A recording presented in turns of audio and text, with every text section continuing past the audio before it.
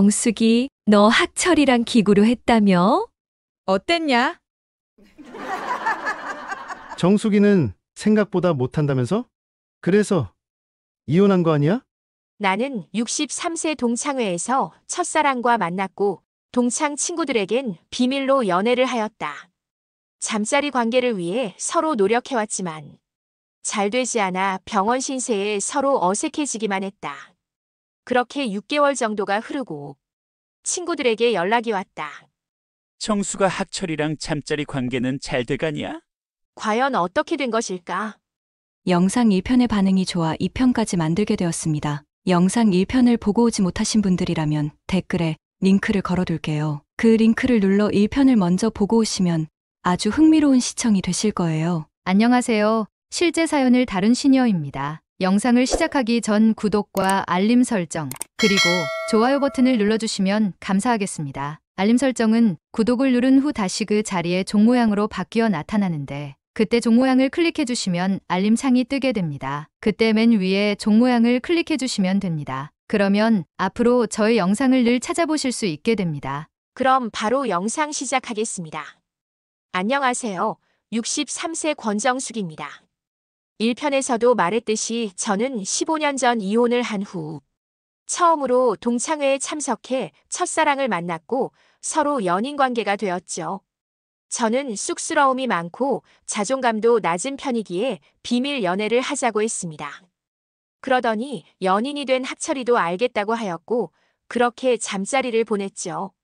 그런데 오랜만에 하는 잠자리인지 둘 다 너무 어색했습니다.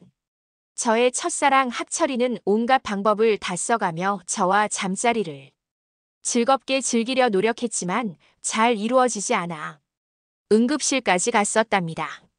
자세한 건 1편을 보시면 알게 됩니다. 아무튼 그렇게 저희는 서로 천천히 노력하자며 관계를 다시 회복하려고 노력하고 있던 중 동창 친구들에게 연락이 온 것입니다. 야, 정숙아, 너희 둘 사귄다며? 너희 무슨 이상한 걸로 잠자리 가진다며? 병원까지 갔다며? 어떻게 됐냐 그래서? 라면서 비웃는 전화들과 문자가 우르르 쏟아져 오는 것입니다. 저는 이게 대체 무슨 상황인지 도무지 이해가 가지 않았고 바로 연인인 학철이에게 연락했습니다. 학철아? 이게 대체 무슨 일인지 모르겠어. 애들이 우리가 연애한 것부터 그것까지 다 알고 있어. 이거 대체 어떻게 된 거니? 그러자 학철이는 그게 사실은 말이야. 이라며 말을 끝까지 이어나가지 못하더군요. 저는 아직까지 상황 파악이 잘 되지 않았습니다. 왜 뭔데? 사실 지석이랑 술 한잔 하다가 잠자리 고민을 풀었어. 그러다 실수로 너랑 사귄다는 것까지 말하게 됐고, 근데 지석이 이 녀석이 다른 애들한테까지 말한 모양이야. 라며 술에 취해 실수로 말을 했다고 하더라고요. 저는 너무 화가 났습니다. 대체 왜 둘 사이의 관계에 대해 말하는 것이며 소문을 낸 지석이가 너무 짜증나고 화가 났습니다. 정말 미안해. 라며 사과를 하였지만 저는 그 사과를 받아줄 수 없었습니다. 왜냐하면 저번에도 말했듯이 동창회에서 저는 이혼을 하여 왠지 모를 자신감이 없어져 한 번도 참석한 적이 없다고 말한 적 있죠. 막상 또 동창회에 참석을 했더니 15년 전 이혼 얘기로 나를 조롱거리로 삼는 친구도 있었고 그런 친구들이 있기에 이 소문을 전 감당하기가 너무 힘들었고 이 친구들에게 그런 거 아니라고 빨리 말하고 싶었습니다. 그래서 학철이와 먼저 만나 입을 맞추기 시작했어요. 너가 실수한 짓이니까 어떻게든 수습해. 알겠어. 어떻게 수습할 거야? 일단 우리 둘이 사귀었다가 헤어진 사이이고 잠자리 얘기들은 다른 연인한테 해당됐던 소리야 라고 말하면 어때? 라고 학철이가 말하더라고요. 저는 이런 수습을 원하진 않았지만 저도 사실 어떻게 해야 이 소문을 끝낼지 모르겠어서 긍정적으로 대답했습니다. 그러다가 우리가 만나는 게 들키게 되면? 설마 들키겠어? 절대 안 들킬 거야. 라며 학철이가 말하였습니다.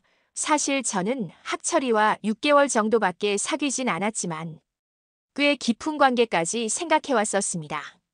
이제 학철이와 노후를 즐기며 살아가는 계획까지 생각하며 살고 있었고, 학철이와 대화를 하였을 때도 서로 결혼 얘기가 오가기도 했고, 어떻게 집을 꾸미면 좋을지, 어떻게 노후를 같이 보낼지를 생각했던 사이기에 학철이가 말한 수습 방법이 마음에 들지도 않았고, 학철이는 말로만 저와 결혼하고 싶은 척을 해왔던 거구나 라고 생각이 들었죠.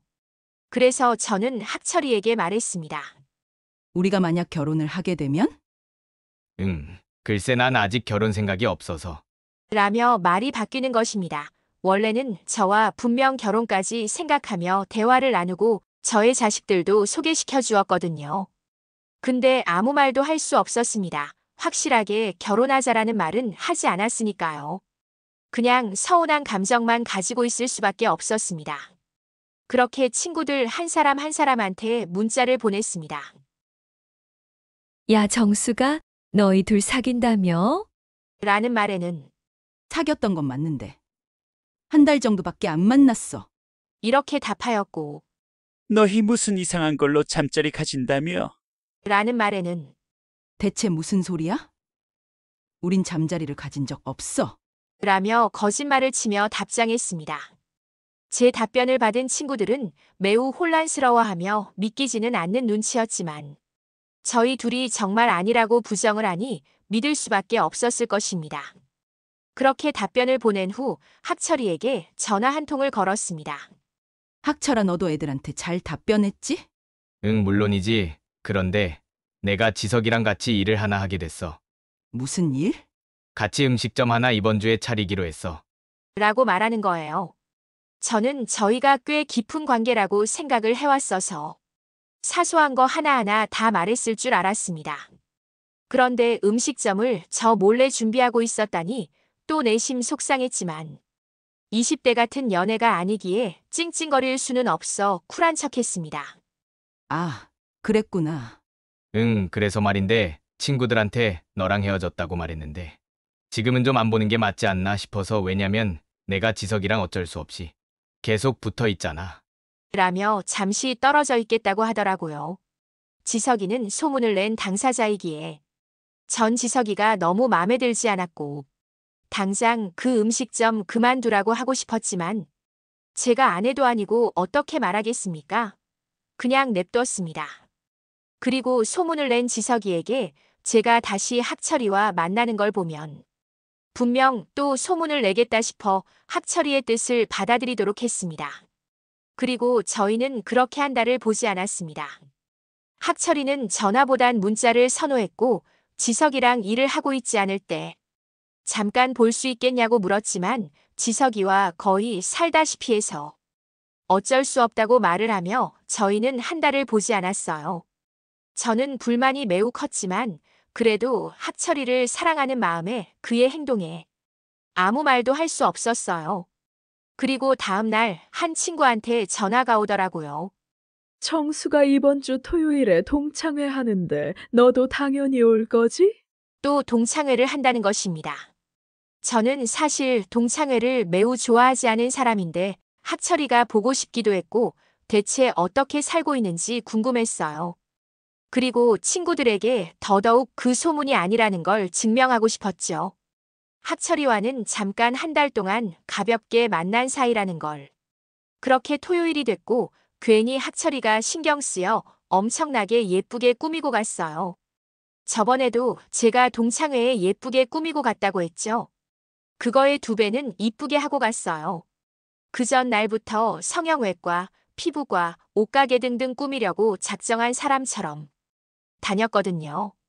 친구들은 저를 보자마자 우와, 정숙이 또 부자네? 라며 역시나 저를 아직도 촌스러운 년으로 기억하더라고요. 그리고 저는 학철이를 찾고 있었는데 학철이는 동창회에 오지 않았더라고요. 그런데 학철이와 같이 음식점을 차린 지석이도 오지 않았습니다. 근데 제가 친구들에게 먼저 학철이를 물으면 너무 소문이 진짜인 것처럼 생각할까봐 먼저 말은 못했어요. 그렇게 학철이에게 문자를 보냈죠. 오늘 동창회 안 와? 하지만 2시간째 답장이 없었어요. 그러던 중 학철이와 지석이가 나타났죠. 학철이와 지석이는 매우 깔끔한 정장에 그리고 제네시스 차까지 몰고 왔더라고요. 저는 매우 당황스러웠고 놀랐습니다. 대체 그가 왜 이렇게 변한 건지. 동창 친구들은 학철이를 보자마자 우와, 멋지다. 학철아, 지석이도 멋지네. 역시 학철이가 학창 시절 때부터 인물이 좀 좋았잖아. 정장도 진짜 잘 어울리네. 라며 칭찬을 엄청나게 하더라고요. 그리고 한 친구가 말했어요. 아, 너랑 만났었던 정숙이 여기 있어. 학철아? 라며 또 짓궂게 말을 하는 것입니다. 학철이는 웃으며 안녕 정수가. 라고 말하였고 저도 그의 대답에 인사했어요. 안녕 학철아. 친구들은 모두 저희에게 시선 집중됐고 그 소문에 대해 물었어요. 아니, 너희 둘은 그것도 안 했다면서 그런 소문은 대체 왜 난 거냐? 라며 엄청 웃기 시작하더라고요. 그러더니 지석이가 말하더군요. 아니, 그 잠자리 관련 얘기는 정수기가 아니고 다른 애인 얘기였대. 라며 별게 아닌 일처럼 애기하더라고요. 소문 당사자가 저런 식으로 얘기하니 짜증났고 사과 한마디 없는 저 새끼랑은 왜 사업을 하는지 화가 치밀어 올랐어요. 그리고는 지석이의 말을 듣고 친구들은 그래, 정숙이랑 했겠냐? 둘은 친구 그 이상도 아니야.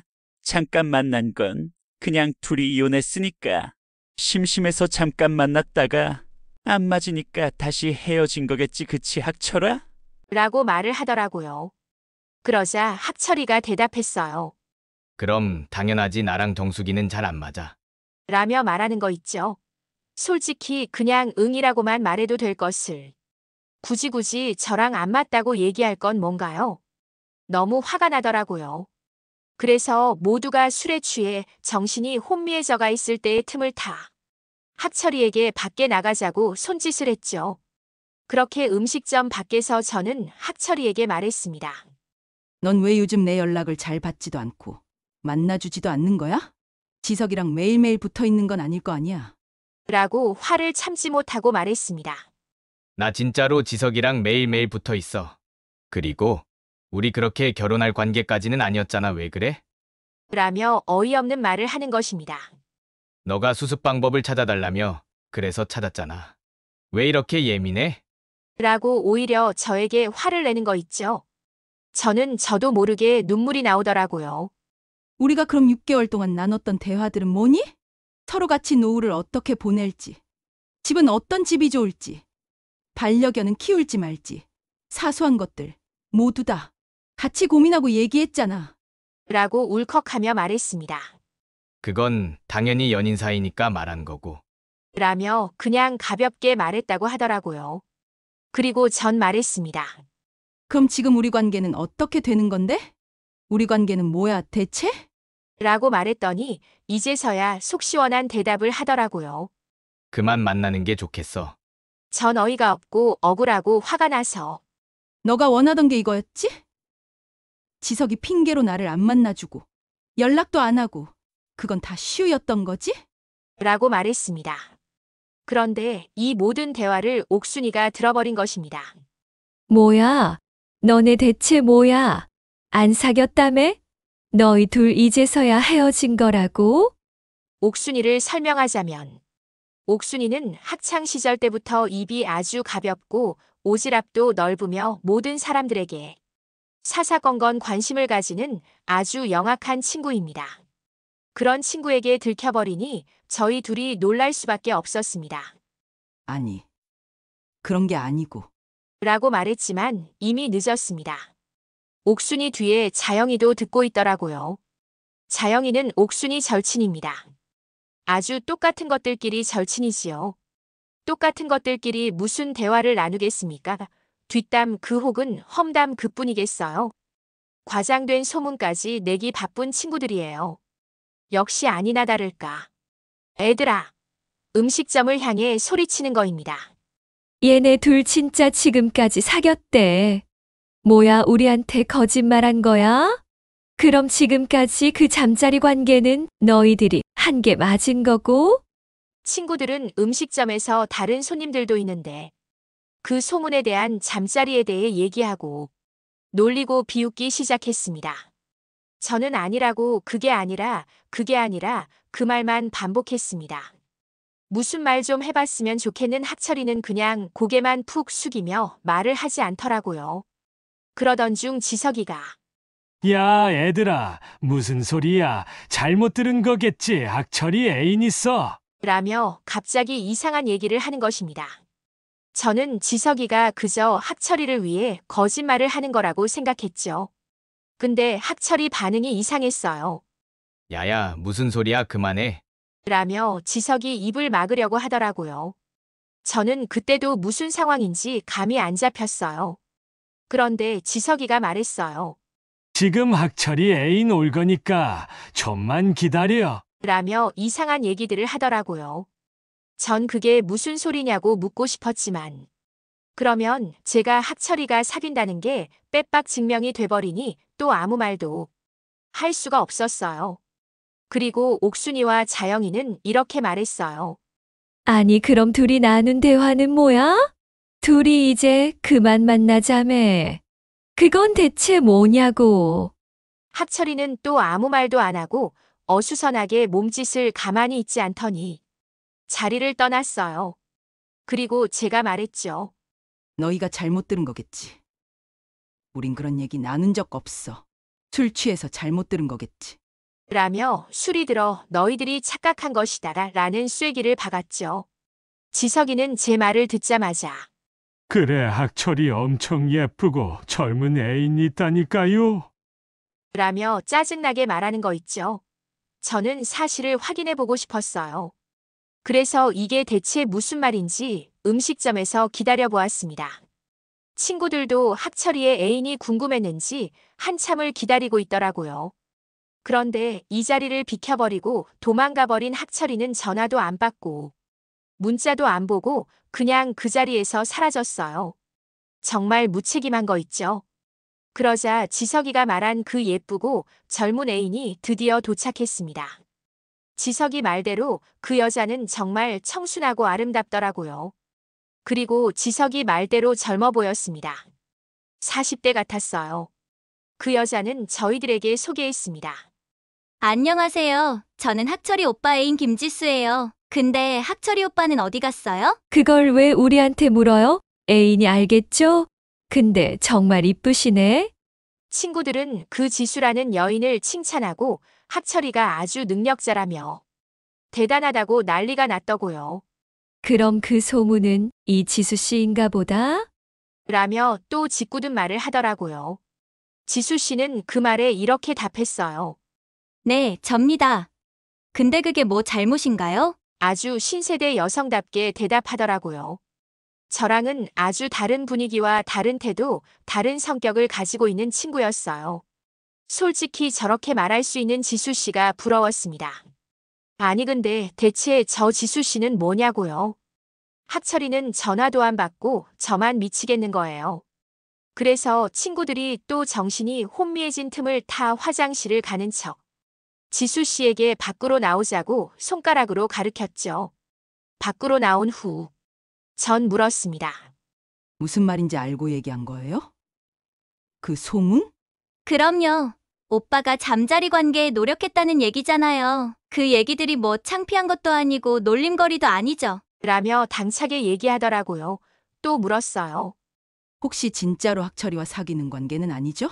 지석이가 오해한 거죠? 무슨 소리예요? 진짜 사귀는 사이 맞아요. 지석 오빠가 학철이 여기 있다고 잠깐 와보라고 해서 와본 거였는데 학철이 오빠는 없네요. 어디 갔어요? 라며 충격적인 대답을 하는 것입니다. 저는 너무 놀랬고 대체 이게 무슨 일인가, 왜 나한테 이런 일이 일어나는가 아주 많이 놀랬습니다. 그래서 그 여자에게는 솔직하게 말했습니다. 전 학철이와 6개월을 만났고 방금 헤어지자고 말하던 중이었어요. 학철이가 바람을 핀 거라고요.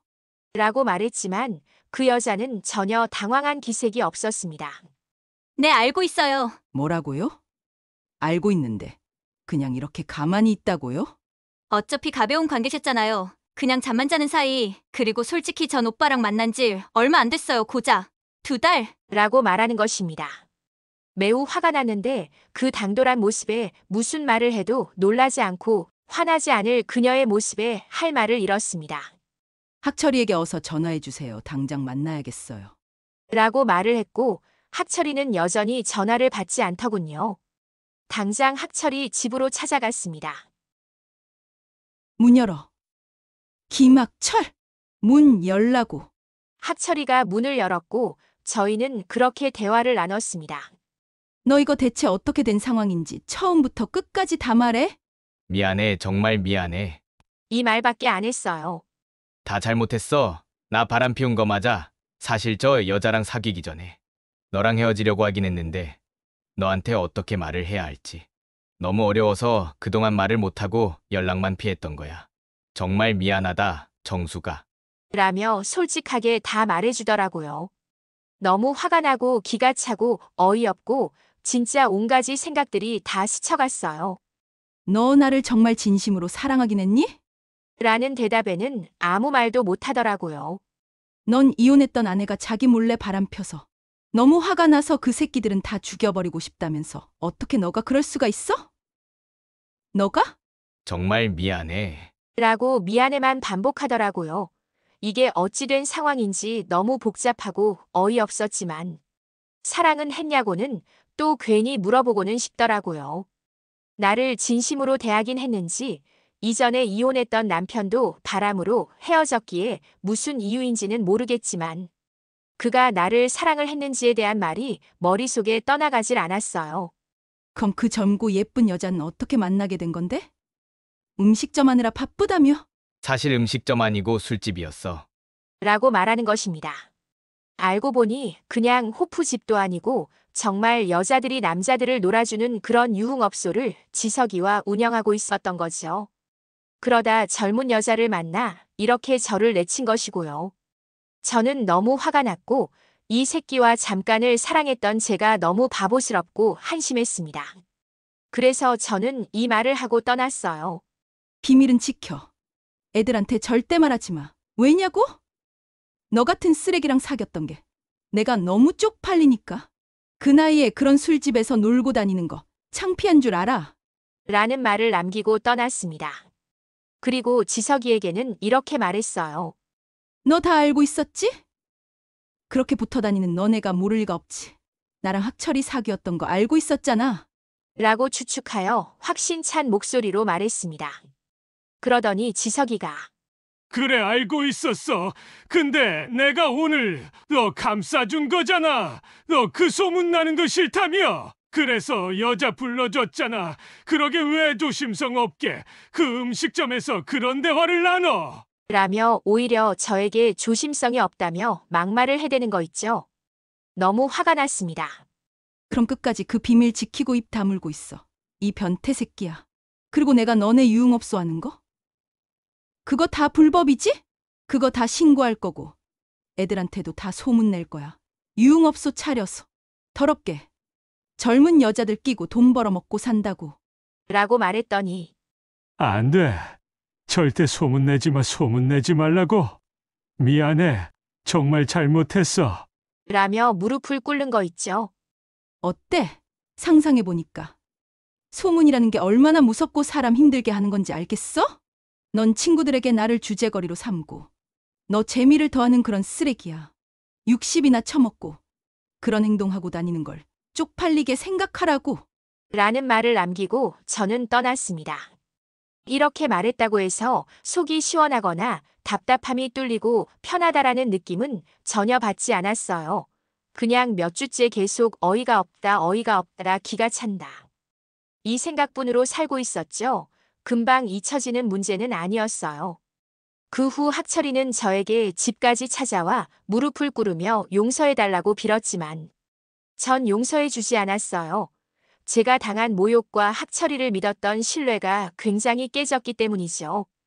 6개월이 어떤 사람에게는 짧을지 몰라도 저에게는 꽤 긴 사랑이었습니다. 서로 함께 사소한 대화를 나누는 것들 모두 다 행복했다고요. 저는 학철이와 지석이를 불법 유흥업소로 신고를 하였고 역시 그 복수로. 당연히 그 잠자리 소문이 저라는 걸 말할 것 같았는데 말을 하지 않았더라고요. 왜 말을 하지 않았는지는 잘 모르겠지만 동창 친구들은 전혀 모르는 태도였어요. 그리고 학철이와 그 여인은 결국 얼마 못 만나 헤어지게 됐고 동창회에서는 학철이와 지석이는 늘 참석 리스트에 없어졌습니다. 저는 그 후로 동창회에 가지 않았어요. 동창회 따위에 시간을 쓰고 싶지 않았거든요. 단점 하나만 있으면 물어뜯기 바쁜 곳이었으니까요. 이렇게 저는 2번이나 바람을 당했습니다. 어이도 없고 화도 나고 이제 믿을 사람 하나 없어진 거죠. 앞으로는 그냥 연애를 하지 않을 것입니다. 그냥 혼자 사는 게 제일 마음 편하고 걱정이 없을 것 같아요. 60대를 즐기는 여러분도 저와 공감하십니까? 저의 오늘 얘기들은 어떠하였나요? 실제 이야기 같지 않으시다고요? 저도 실제로 이런 일이 안 일어났으면 좋겠네요. 모두 다 실화입니다. 그리고 여러분들에게 하나만 부탁해도 될까요? 저에 대한 위로 한마디씩 부탁드려요. 그 댓글 하나하나가 저에게는 정말 위로가 클 것 같아서요. 제 얘기를 들어주신 모든 분들 감사합니다. 끝으로 이야기를 마치겠습니다.